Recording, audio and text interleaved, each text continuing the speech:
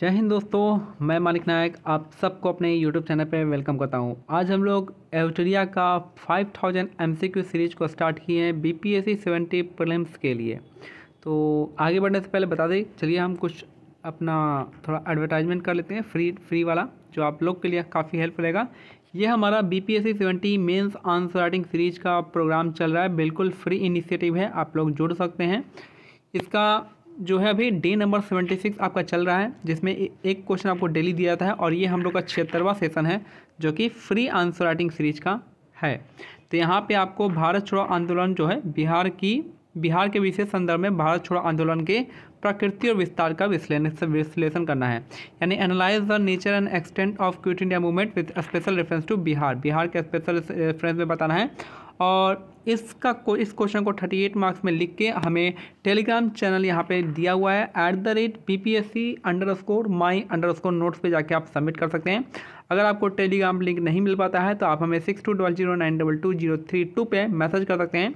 आपको directly WhatsApp या Telegram पे लिंक जो है डायरेक्टली सेंड कर दिया जाएगा। तो ये है, आप अगर आप फ्री आंसर राइटिंग सीरीज का पार्ट होना चाहते हैं तो आप हमारे मेंस आंसर राइटिंग सीरीज का एक पार्ट बन जाइए, ज्वाइन हुई है आज ही ग्रुप में। चलिए स्टार्ट करते हैं अपने एवटरिया के सीरीज से। सेट नंबर 4 का पहला क्वेश्चन यहाँ पे देखेंगे हम लोग। भारत में पर्यावरण संरक्षण अधिनियम कब पारित किया गया था? तो 1986 में ये अधिनियम आया था। भारत में पर्यावरण संरक्षण अधिनियम कब आया था? तो आपका यहाँ पे 1986 में आया था। 1980 में क्या आया था? फॉरेस्ट कंजर्वेशन एक्ट आया था। 1980 में आपका फॉरेस्ट कंजर्वेशन आया था और 86 में आपका इन्वायरमेंट प्रोटेक्शन एक्ट आया था। ठीक है, नेक्स्ट है क्वेश्चन नंबर 2। यहाँ पे देखेंगे, निम्नलिखित में से कौन एक कृत्रिम परितंत्र है? कृत्रिम परितंत्र इनमें से कौन सा है? तो वन आपका प्राकृतिक होता है, झील भी आपका प्राकृतिक है, समुद्र भी प्राकृतिक है। तो ये आपका जो कृत्रिम है आपका, ये आपका बगीचा है जो कि हम ह्यूमन के द्वारा बनाया गया है, तो आर्टिफिशियल है, तो आपका ये हो जाएगा बगीचा।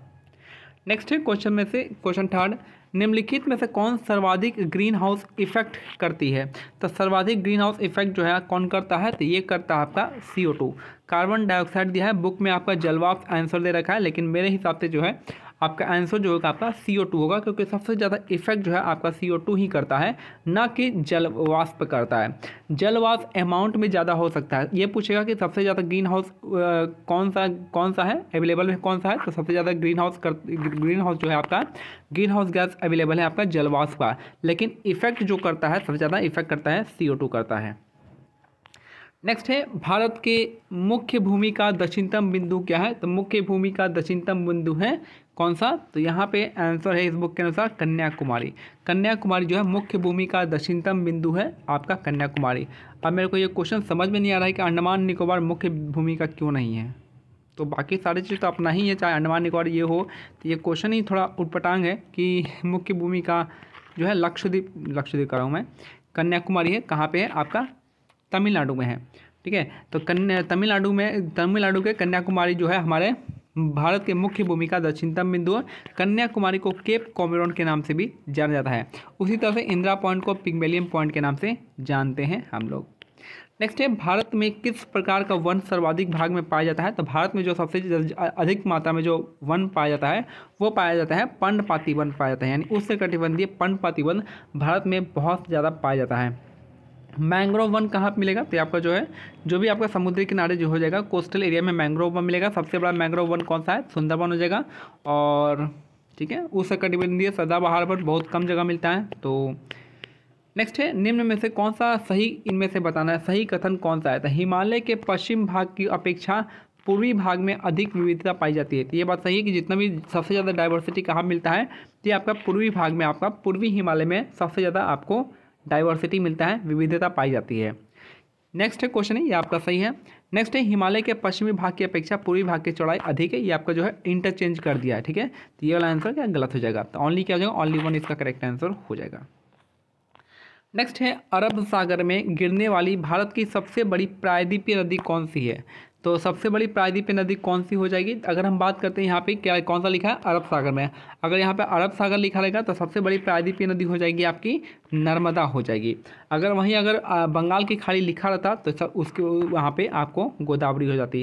गोदावरी इसलिए नहीं होगा क्योंकि ये बंगाल की खाड़ी में गिरती है, ना कि अरब सागर में। यहाँ पूछ रहा है अरब सागर में, तो ये हो जाएगी आपका नर्मदा नदी।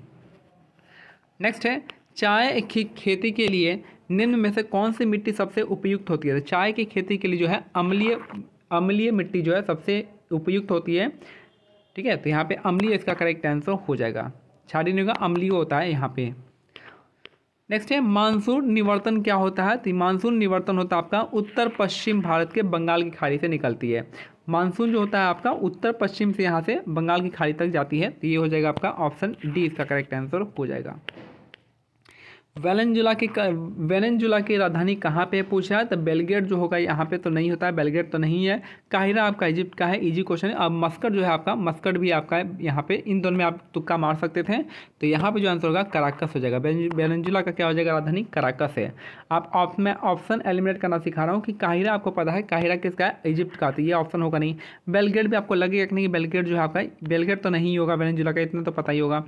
नेक्स्ट है, बस आपको डाउट होगा तो इन दोनों में होगा। अब इन दोनों में जो भी आंख बंद कर मार्क दे दीजिए तो वो आपका लक रहेगा। वैसे क्या होता है आपका कराकस इसकी हो जाएगी राजधानी। नेक्स्ट है निम्नलिखित में से कौन सुमेलित नहीं है पूछा है? तो भारत में चक्रवात कहलाता है, सही बात है। भारत में साइक्लोन हो जाएगा। चीन में टाइफून कहते हैं, ऑस्ट्रेलिया में विली विली कहते हैं, तो अमेरिका में आपका ये नहीं कहते हैं। तो यहाँ पे टोर्नाडो या फिर कहते हैं, तो यहाँ पे ये नहीं होगा। ये बाकी तीन सही होता है, एक ही जो होगा यही आपका गलत होगा। नेक्स्ट है कोरल रीफ या परवाल भित्ति मुख्यतः कहाँ पाई जाती है? तो टोरिड जोन में मिलता है। और टोरिड जोन कहाँ कहाँ आता है? तो ये हो जाएगा कर्क और मकर रेखा के बीच में आता है, यही आपका टोरिड जोन में हो जाएगा। स्वर्ण सिंह समिति का संबंध किससे है? तो स्वर्ण सिंह समिति का संबंध आपको पता है कि आपका फंडामेंटल ड्यूटी से संबंधित है। और स्वर्ण सिंह संबंध यहाँ पर हो जाएगा कौन सा? तो मूल कर्तव्य से हो जाएगा, फंडामेंटल ड्यूटी हो जाएगा। और ठीक है, कितने फंडामेंटल, देखिए ओरिजिनली कितने फंडामेंटल ड्यूटी थे? तो 0 थे ओरिजिनली। जब संविधान बना था तो एक भी फंडामेंटल ड्यूटी नहीं था। 1976 में 42वें संविधान संशोधन के हिसाब से कितने कर्तव्य को जोड़ा गया? तो 10 कर्तव्य को जोड़ा गया। और 11वां जो है 86 कॉन्स्टिट्यूशन अमेंडमेंट से 11वां को भी ऐड किया गया था। नेक्स्ट है न्यायोचित एवं मानवीय कार्य दशाओं तथा मातृत्व सहायता के लिए उपबंध संविधान के किस अनुच्छेद में? तो देखिए मातृत्व वाला जो था आपका मैटरनिटी रिलीफ जो है यह है किसमें? आर्टिकल में, आर्टिकल नंबर 42 में है। जो मैटरनिटी रिलीफ है आर्टिकल 42 में दिया हुआ है। आर्टिकल 48 में क्या है? आर्टिकल 48 में आपको हो जाएगा 41 में हो जाएगा आपका यहाँ पे राइट टू वर्क हो जाएगा। और आर्टिकल 39 पे तो आपको पता है चिल्ड्रन के लिए होता है, फिर आपका कंसल्टेशन ऑफ वेल्थ के लिए होता है, और आपका यहाँ पे बहुत सारा equal pay for equal work होता है, 39 में ही आता है। अगर बात करते हैं 39A का, तो यहाँ पे फ्री लीगल एड्स की बात की गई है 39A में। ठीक है, नेक्स्ट है, तो यहाँ का आंसर क्या हो जाएगा? आर्टिकल 42 हो जाएगा मैटरनिटी रिलीफ का। नेक्स्ट है भारत के नियंत्रक महालेखा परीक्षक के संबंध में कौन सा कथन बचाना है? जो कि हम कैग कहते हैं, कैग के बारे में बताना है कौन सा यहाँ पे सही है। कैग जो आर्टिकल कौन सा हो जाएगा? 148 इसका आर्टिकल होता है। पहला देखिए, इसके कार्यकाल 6 वर्ष या 62 साल। 6 वर्ष तो ठीक है, यहाँ पे 62 साल नहीं होता है, यहाँ 65 साल होता है, तो ये पहला गलत हो गया। यह राष्ट्रपति के प्रसाद पर्यंत, ये भी नहीं है, ये राष्ट्रपति के प्रसाद पर्यंत नहीं होता है, ये आपका 6 साल यहाँ पे लिखा हुआ है, कॉन्स्टिट्यूशन में ही दिया गया है। और इसके वेतन का अन्य सेवा का शर्त तो राष्ट्रपति नहीं करता है, ये पार्लियामेंट करता है। तो कोई भी आपका यहाँ पे सही नहीं है, तो ऑप्शन यहाँ पे कौन सा गलत है? तो सारे के सारे यहाँ पे गलत हैं। नेक्स्ट है राज्य में मुख्यमंत्री समेत मंत्रियों की अधिकतम संख्या विधानसभा की कुल सदस्य संख्या के कितने प्रतिशत से अधिक नहीं होनी चाहिए? तो ये है आपका 15% से ज़्यादा नहीं होनी चाहिए। कौन सा संविधान संशोधन? 91 संविधान संशोधन में बताया गया है कि जो भी आपका काउंसिल ऑफ मिनिस्टर होगा वो आपका 15% से ज़्यादा नहीं होना चाहिए। और दिल्ली के लिए आपका 10% है। नेक्स्ट है आपका रिट जारी करना उच्चतम न्यायालय के किस क्षेत्राधिकार में आता है? तो ये आपका ना ही अपीलीय होता है, ना ही सलाहकार होता है, ना ही आपका मूल क्षेत्र में आता है। तो मूल क्षेत्र सिर्फ आपका सेंटर स्टेट के बीच में होता है, बाकी जो है बच गया कौन सा? तो न्यायाधीश अधिकार जो है आपका, यही आपका आएगा आंसर बी, इसका करेक्ट आंसर हो जाएगा। नेक्स्ट है दल बदल अधिनियम संबंधित संशोधन कब पारित किया गया था। तो दल बदल जो अधिनियम है वो आपका 1985 में पाया गया था और इसको जो आपका 52वां संविधान संशोधन था। ये वाला हमारा कौन सा संविधान संशोधन था, 52वां संविधान संशोधन था, जिसमें आपका एंटी डिफेक्शन लॉ के बारे में बताया गया था और ये जो आया था राजीव गांधी गवर्नमेंट के टाइम में आया था। नेक्स्ट है सर्वप्रथम प्रत्यक्ष चुनाव का प्रावधान निम्नलिखित में से किस अधिनियम द्वारा किया गया है। तो सर्वप्रथम जो आपका प्रत्यक्ष चुनाव का जो प्रावधान है वो किस में से किया गया है। तो प्रत्यक्ष देखिए, एक होता है डायरेक्ट इलेक्शन, इनडायरेक्ट इलेक्शन है। तो जो इनडायरेक्ट इलेक्शन था तो वो आपका था इनडायरेक्ट, इसमें था भारत परिषद अधिनियम 1892 में इनडायरेक्ट इलेक्शन किया गया था। लेकिन यहाँ पूछा आपका प्रत्यक्ष यानी डायरेक्ट इलेक्शन कहाँ पे किया गया है। तो आपका डायरेक्ट इलेक्शन आया है 1919 के गवर्नमेंट ऑफ इंडिया एक्ट के, जिसको हम मॉन्टेग्यू चैमफोर्ड रिफॉर्म के नाम से भी जानते हैं। याद रखना है कि प्रत्यक्ष चुनाव कब आया है। तो आपका भारत शासन अधिनियम 1919 में, जिसको मॉन्टेग्यू चैमफोर्ड रिफॉर्म भी कहा जाता है, याद रखना है। नेक्स्ट है क्वेश्चन नंबर 20, प्रधानमंत्री का राष्ट्रपति को सूचनाएं प्रदान करने संबंधी कर्तव्य का उल्लेख किसमें है। तो ये हो जाएगा आपका आर्टिकल 78 में है। प्रधानमंत्री जो है राष्ट्रपति को सूचना प्रदान करेगा तो वो कौन से आर्टिकल से देगा। तो आपका आर्टिकल नंबर 78 हो जाएगा।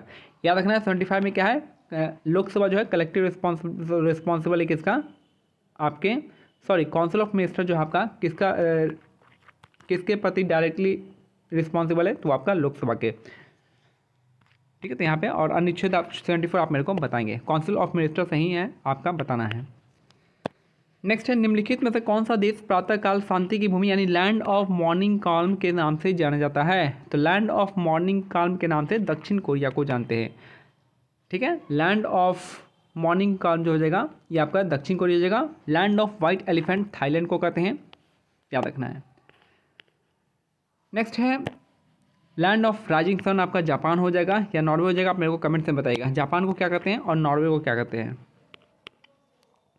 नेक्स्ट है विश्व जल संरक्षण दिवस मनाया जाता है कब। तो ये हम 22 मार्च को मनाते हैं। विश्व जल संरक्षण दिवस हम 22 मार्च को मनाते हैं, याद रखना है। नेक्स्ट है स्वदेशी और बहिष्कार आंदोलन का अनुमोदन जो है कांग्रेस के किस अधिवेशन में हुआ था। ये हुआ था आपका 1905 में, क्योंकि यहाँ पे एंटी पार्टीशन और बंगाल के लिए यहाँ पे एक मूवमेंट चलाया गया था जिसका नाम था स्वदेशी मूवमेंट, और उसी में आपको यहाँ पे बॉयकॉट और ये सब करने का, स्वदेशी और बहिष्कार का यहाँ पे पारित किया गया था 1905 के बनारस अधिवेशन में, याद रखना है। नेक्स्ट है कांग्रेस की कार्य समिति में भारत विभाजन का प्रस्ताव कब पारित किया गया था। तो भारत विभाजन का जो प्रस्ताव है आपका 14 जून 1947 को किया गया था। कांग्रेस की कार्य समिति में भारत विभाजन का प्रस्ताव जो है कब पारित किया गया था। तो आपका 14 जून 1947 को किया गया था। 3 जून क्या है, 3 जून प्लान जो है आपका, इसी को माउंट बेटन प्लान भी कहा गया है, इसको भी डिकी स्माइल प्लान भी साथ में कहा गया है। नेक्स्ट है संविधान सभा की प्रथम बैठक का आयोजन किस गवर्नर जनरल के द्वारा किया गया था। तो संविधान सभा की प्रथम बैठक का आयोजन जो है ये आपका वेबल के द्वारा किया गया था। तो लॉर्ड वेबल इसका करेक्ट आंसर है। लॉर्ड तो नहीं लगाना है, याद रखना है, लॉर्ड नहीं लगाना है कहीं भी। तो यहाँ पे हो जाएगा आपका संविधान सभा की प्रथम बैठक का आयोजन जो है वेबल के द्वारा किया गया था। नेक्स्ट है मंगल पांडे ने प्रथम भारतीय स्वतंत्रता संग्राम की शुरुआत की, इसके उपरांत ब्रिटिश सरकार द्वारा उन्हें कब फांसी दी गई थी। तो मंगल पांडे को जो फांसी दी गई थी वो आपका 8 अप्रैल 1857 को दिया गया था, और ये कौन से पार्ट के थे, ये 34वीं इन्फेंट्री नेवी के पार्ट थे। नेक्स्ट है वहाबी आंदोलन का प्रमुख क्षेत्र कौन सा नहीं रहा है। तो आपका बंगाल रहा है, संयुक्त प्रांत रहा है, लेकिन आपका असम नहीं रहा है। तो यही आपका क्या हो जाएगा, करेक्ट आंसर हो जाएगा। बिहार में कौन सा वहाबी आंदोलन का केंद्र था। तो पटना जो है बिहार का वहाबी आंदोलन का केंद्र था, और इसके मेन लीडर कौन कौन थे, विलायत अली थे और इनायत अली थे। नेक्स्ट है पुस्तक एरिया ऑफ डार्कनेस के लेखक कौन है। तो ये आप वी.एस. नायपॉल इसका करेक्ट आंसर हो जाएगा। एरिया ऑफ डार्कनेस के लेखक है वी.एस. नायपॉल। नेक्स्ट है अब यहाँ बताना है कौन सा यहाँ पे सही मिलान कर रहा है। सूरत की संधि 1775 में है, याद रखना है 1775 सूरत की संधि है। पूना की संधि 1817 हो जाएगा। पुरंदर की संधि 1665 और यहाँ पे देवगांव की संधि जो है 1803 में हो जाएगा। तो हमारा आंसर हो जाएगा ऑप्शन सी, इसका करेक्ट आंसर हो जाएगा। नेक्स्ट है निम्नलिखित में से किस ग्रंथ से गुप्त काल के बारे में जानकारी मिलती है।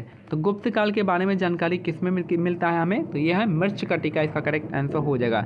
मृच्छक कटिका में मिलता है। मुद्रा राक्षस में है आपका समुद्रगुप्त चंद्रगुप्त मौर्य का जानकारी मिलता है, याद रखना है। और राजतरंगिणी से जो कश्मीर के राज्यों का हमें जानकारी मिलता है। मृच्छकटिकम कौन लिखा है? मृच्छकटिकम शूद्रक लिखे हैं, बहुत बार पूछा गया है। मुद्रा राक्षस के विशाख दत्त हो जाएंगे, और गार्गी संहिता के नाम में ही गार्गी है, गार्गी लिखे हैं। और राजतरंगिणी को लिखा है आपके कल्हण के द्वारा। कल्हण के राजतरंगिणी में कितने तरंग हैं? 8 तरंग हैं। इसमें कश्मीर के इतिहास के बारे में जानकारी दी गई है। और अकबर ऑफ कश्मीर जो है किसे कहा गया है? तो जैन उल अबिदीन को कहा गया है। कश्मीर अकबर का कश्मीर का अकबर कह सकते हैं। नेक्स्ट है कलिंग शासक खारवेल किस धर्म के अनुयायी थे? तो खारवेल जो है जैन धर्म को मानते थे। तो कलिंग शासक खारवेल किस धर्म के अनुयायी थे? तो ये जैन धर्म इसका करेक्ट आंसर हो जाएगा। नेक्स्ट है भीतरी स्तंभ अभिलेख किस शासक से संबंधित है? तो ये है आपका स्कंदगुप्त से। भीतरी पिलर इंस्क्रिप्शन जो है किससे संबंधित है? स्कंदगुप्त इसका करेक्ट आंसर हो जाएगा। दक्षिण भारत में स्थित कैलाशनाथ मंदिर किस शासकों द्वारा निर्मित किया गया है? तो कैलाशनाथ मंदिर जो आपका राष्ट्रकूट शासक के द्वारा किया गया है। तो राष्ट्रकूट में भी वो कौन आएगा? कृष्णा वन आ जाएंगे, कृष्णा वन के द्वारा किया गया था। याद रखना है दक्षिण भारत में स्थित कैलाशनाथ मंदिर का निर्माण जो है राष्ट्रकूट शासक कृष्णा वन ने करवाया था। नेक्स्ट है सिकंदर की मृत्यु के बाद भारत ने अपनी गर्दन से दास्ता का जुआ उतार फेंका, साथ ही अपने गवर्नरों की हत्या कर दी। इस मुक्ति युद्ध का नायक सैंडोकोटस था, यानी चंद्रगुप्त के विषय में यह किसने कहा था? याद रखना है सैंडोकोटस किसका नाम था? ये था चंद्रगुप्त का नाम था। और जो है ये बात जो कहा है एरियन ने कहा था। ये किसने कहा था? एरियन ने कहा था। ध्वनि का प्रभाव मानव के मस्तिष्क में संवेदन कितने समय तक रहता है? तो आपका 1/10 सेकेंड तक रहता है। ध्वनि का प्रभाव जो है मानव के मस्तिष्क में कितने समय तक रहता है? तो 1/10 सेकेंड तक रहता है। नेत्र में प्रवेश करने वाला प्रकाश की मात्रा का नियंत्रण निम्नलिखित में से किस अंग द्वारा किया जाता है? ये किया था आइरिस के द्वारा। तो नेत्र में जो प्रकाश एंटर करता है उसको कंट्रोल कौन करता है? तो ये हो जाएगा आइरिस कंट्रोल करता है।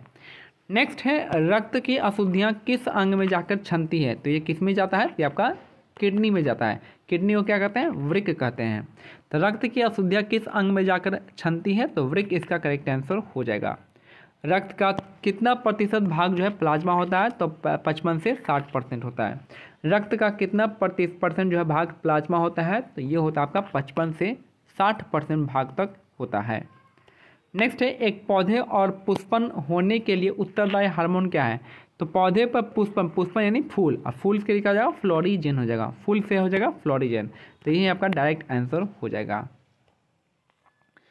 नेक्स्ट है इंद्रधनुष किसके कारण होता है? इंद्रधनुष जो होता है आपका परावर्तन और अपवर्तन के कारण होता है। इंद्रधनुष किसके कारण होता है? तो परावर्तन और अपवर्तन के कारण आपका इंद्रधनुष होता है। नेक्स्ट है एक ही पदार्थ के अणुओं के बीच कार्यकारी आकर्षण बल को क्या कहते हैं? तो कार्यकारी देखिए एक ही पदार्थ के बीच में कार्यकारी आकर्षण बल को कहते हैं आपका संसंजक बल। मतलब 7, यानी एक ही पदार्थ के अणुओं के बीच जो होता है आपका वो आपका संसंजक बल कहलाता है। याद रखने का तरीका है। नेक्स्ट है किसी अभिक्रिया में भाग लेने वाले पदार्थ क्या कहलाते हैं? तो ये जो है आपका अभिकारक कहलाते हैं। किसी अभिक्रिया में भाग लेने वाले पदार्थ को अभिकारक कहा जाता है। नेक्स्ट है क्षारक को जल में घोलने पर क्या मुक्त होता है? तो अगर हम क्षारक को जल में घोलेंगे तो क्या मुक्त होगा? तो OH- आयन आपका मुक्त होगा। अगर हम एसिड को करेंगे तो H+ आयन, अगर हम बेस को करेंगे तो OH- आयन यहाँ पे रिलीज होता है। नींबू के रस का pH मान क्या होता है? तो नींबू के रस के pH मान होता है 2.2 होता है। याद रखना है नींबू के रस में कौन सा एसिड है? तो साइट्रिक एसिड मिला होता है जिसका pH 2.2 होता है। बादल और वायुमंडल का तैरना किस कारण होता है? तो ये होता है आपका श्यानता के कारण, डेंसिटी की वजह से होता है। सिंपल सा है, न ताप होगा न दाब होगा न आपका समुद्र से दूरी होगा, आपका श्यानता के कारण होता है। यहाँ पे 45 का 45 का डी हो जाएगा। छाया में पनपने वाले पौधे को क्या कहते हैं? तो ये हम लिथोफाइट तो आपका पत्थर पे हो गया, लिथोफाइट हो गया। हेलोफाइट तो आपका मतलब सलाइन सॉइल में हो गया, हेलोफाइट हो गया।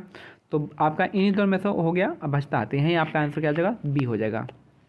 नेक्स्ट है मैननहीन अंतर्राष्ट्रीय रेखा जो है किन 2 देशों के बीच में है? तो ये रूस और फिनलैंड के बीच में है। तो रूस और फिनलैंड के बीच में कौन सा रेखा है? तो ये हो जाएगा आपका मैननहीन लाइन जो होता है आपका रूस और फिनलैंड के बीच में है।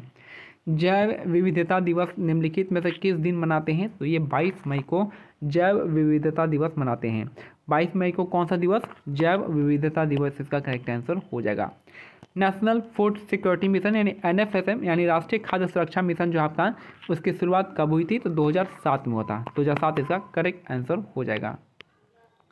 भारत में मुद्रास्फीति के प्राकलन का सबसे प्रचलित माप कौन सा है? तो सबसे प्रचलित माप आपका CPI हो जाएगा।